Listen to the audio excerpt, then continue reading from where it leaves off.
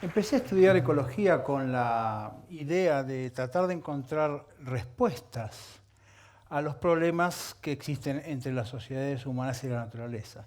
Sin embargo, para mi sorpresa me encontré con un precipicio. Imagínense el precipicio ahí.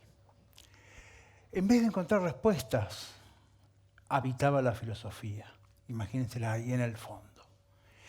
Y ahí estaba lleno de preguntas que tenían que ver con la ecología y que hace miles de años que estaban ahí esperando. Por ejemplo, hace 2500 años, uno de mis filósofos favoritos, Anaximandro, se preguntó, ¿qué somos? Yo me lo imagino mirando a las estrellas. Somos una porción de materia y energía que le pidió prestado al universo un instante de identidad. A mí me parece increíble, y si hoy sabemos que todos los elementos que fluyen por nuestro cuerpo y que fluyen por todos lados y por todas las cosas fueron fabricados en el interior de las estrellas, ¡wow! Hace 2500 años esos sabios estaban en lo cierto.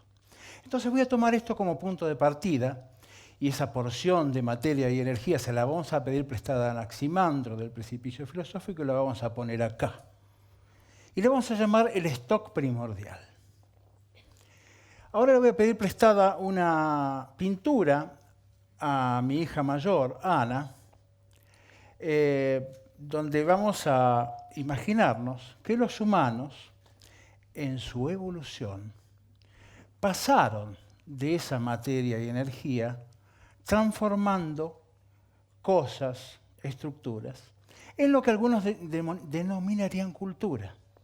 Por supuesto que la cultura es mucho más que eso. Pero yo lo que quiero denotar es esa dependencia que tenemos de ese stock primordial que está aquí para transformar esa cultura que la pongo de este lado. Ahora, para transformar esa materia en cultura, necesitamos algo que también había dicho Anaximandro en los términos que hoy usaríamos, que es energía.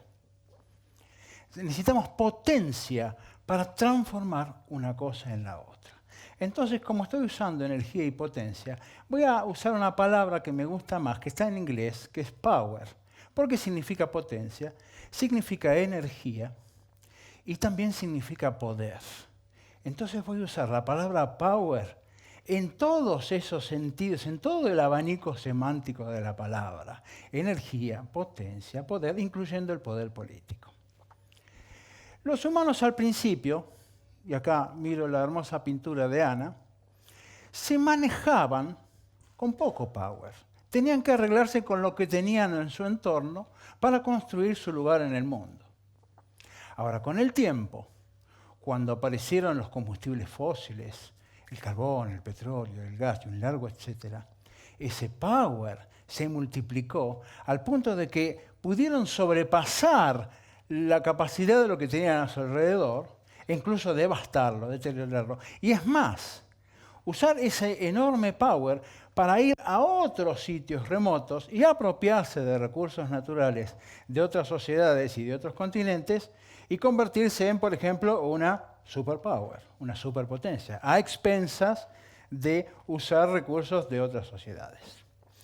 Ahora bien, esas poder de transformación de este stock primordial en energía lo podemos ver a nivel individuo y puedo otra vez ir a ese precipicio filosófico y preguntarme, claro, nosotros podemos usar eso para ser lo que podamos ser.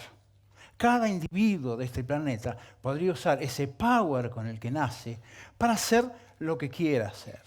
Entonces, otra vez vuelvo a la pintura de mi hija Ana, donde acá ejemplificamos que todo lo que nosotros soñamos ser son esas flores que vuelan por la cabeza. Ahora, la pregunta es, ¿qué es lo que podemos ser? Bueno, podemos ser todo lo que nos permite nuestro libre albedrío. Podemos ser todo lo que hemos soñado ser. Y bueno, depende. No todos nacemos con el privilegio de llegar a elegir lo que se nos ocurra hacer. Por ejemplo, una mala salud, un mal salario, una mala educación y un largo etcétera, etcétera, etcétera, etcétera, nos limita a una marginalidad que a veces ni siquiera nos permite sobrevivir. Esto, si nosotros imaginamos que este stock primordial que tengo acá es un capital que debemos repartirlo para que cada uno de nosotros tenga por lo menos una línea de base que nos permita ser lo que queremos ser. Si un individuo o una sociedad o un país o una nación o un continente o una civilización toma más de ese stock de lo que le corresponde, del otro lado lo que está ocurriendo es una marginalidad equivalente matemáticamente a un genocidio, a un crimen de lesa humanidad. Porque aumenta la mortalidad infantil, ni siquiera es posible pensar en sobrevivir en muchos de los casos.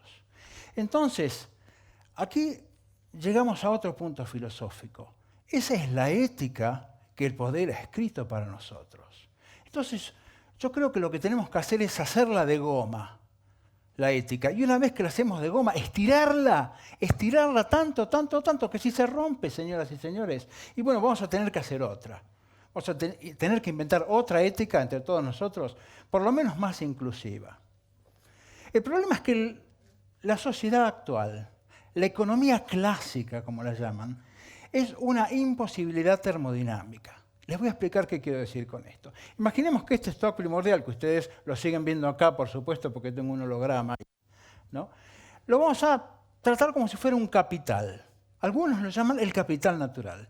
Ese capital natural, por supuesto, genera intereses. Los bosques crecen, los peces se reproducen, y en la medida en que nosotros vivamos de esos intereses, consumamos menos de los que el bosque crece por año, consumamos menos peces de los que se reproducen por año, podríamos vivir indefinidamente de ese capital natural, que eso es más o menos lo que los científicos llamamos sustentabilidad. Ahora bien, ¿cuándo les parece a ustedes que la economía humana, que la sociedad global, va a llegar a un momento donde ya no podamos vivir de los intereses que genera el capital natural y empecemos a comernos el capital? Empecemos a fundirnos, mirándolo en términos financieros. ¿Cuándo les parece que el planeta va a decir, basta, no los banco más? ¿El año que viene? ¿El año 2050? ¿El año 3000? Bueno, yo les voy a dar una fecha proveniente de un estudio muy serio que se hizo, 1978. A partir de esa fecha, ya no es posible hablar de desarrollo sustentable, como hablamos los científicos, hablan los políticos, hablan en foros internacionales. Ningún país lo está cumpliendo. Creo que es el momento de empezar a hablar de desarrollo con un retroceso razonable. En vez de desarrollo sustentable, tenemos que hablar de retroceso razonable. Entonces, así estamos. ¿Hemos habitado poéticamente la Tierra hasta ahora? Claro que no. ¿Cómo salimos de esa situación? Hay algunos escritores, como uno que he leído recientemente, Yuval Noah Harari, en el libro Homo Deus, que plantean uno de los escenarios posibles, que es escapar para arriba. Escapar para arriba significa, a partir de mucho dinero, tecnología, inteligencia artificial, la ayuda de la medicina ultramoderna, manufactura molecular y un enorme paquete carísimo tecnológico, que los hombres pueden convertirse en superhumanos, en dioses, prácticamente inmortales, superinteligentes. Ahora, la pregunta es ¿cuántos? Está bien, suena fenómeno, pero ¿cuántos? ¿7.000 millones como somos ahora? ¿9.000 millones como vamos a hacer en el 2050? No, unos pocos. Los que tengan la capacidad económica, los que tengan el power concentrado, como para tener acceso a esa tecnología. Bueno, yo creo que esa es una idea muy peligrosa, tal vez sea la idea más peligrosa del mundo. Porque de ahí de hablar de superhumanos a razas superiores y a razas inferiores, hay un pasito así, que el autor no lo dio, pero hay un solo pasito así y ya sabemos, si leemos un poco la historia, en qué desastre ha terminado esa idea. Creo que hay que ir en sentido contrario, no a convertirnos en dioses, sino a ir hacia abajo, usando también la tecnología, pero adecuándonos a un planeta que ya nos está quedando chico. Y no por una cuestión demográfica, sino por una cuestión de redistribución. Entonces, ese retroceso razonable implica, por encima de todas las cosas, que la economía humana, que las leyes de las naciones se subordinen a las leyes naturales. No queda otra. Será doloroso, pero ese es el único camino posible para que la gran mayoría de nosotros pueda habitar este planeta. Ahora, el problema principal es, bueno, y de acuerdo, ¿y por qué no lo hacemos? Entonces, vuelvo al abismo filosófico y la pregunta es, ¿por qué somos así? Ese es el tema principal. El problema es cómo somos. Un filósofo muy conocido, Hegel, dijo que la lucha por el reconocimiento es el motor que mueve al mundo. Pero podemos agregar, llevándolo a la ecología, que esa lucha por el reconocimiento es lo que nos ha llevado a la catástrofe que tenemos hoy. Entonces uno puede preguntarse, claro, ¿qué tienen que hacer los gobiernos? ¿Qué tenemos que hacer nosotros? Luchar por reconocer significa, de alguna manera en nuestra vida actual, consumir para ser reconocidos, para aparentar más de lo que somos. Entonces, ¿cuál es la meta? Que nos reconozcan por lo que no somos. ¿No será mejor tomar por un atajo y apuntar directamente a ser queridos en vez de a ser reconocidos, a ser amados, a amar, a ser amados, a construir en conjunto un lugar amado? Claro, pero entonces, ¿qué tiene que ver la felicidad, el amor con la ecología? Tiene mucho que ver. Porque a mí me parece, y esta es la idea que les quiero tirar, que una persona amada y feliz tiene una huella más delicada sobre el planeta. Necesita consumir menos, necesita llenar menos ese vacío que hoy llenamos con el consumo.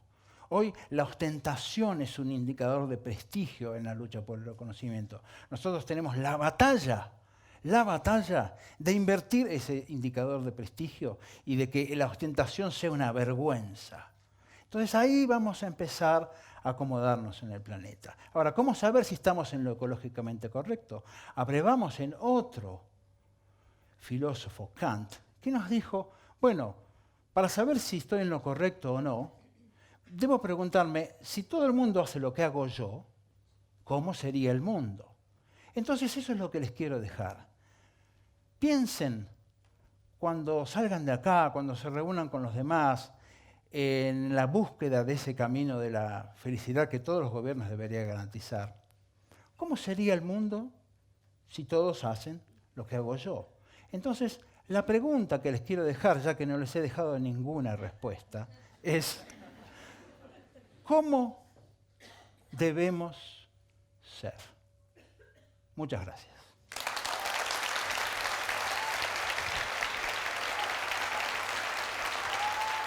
Gracias.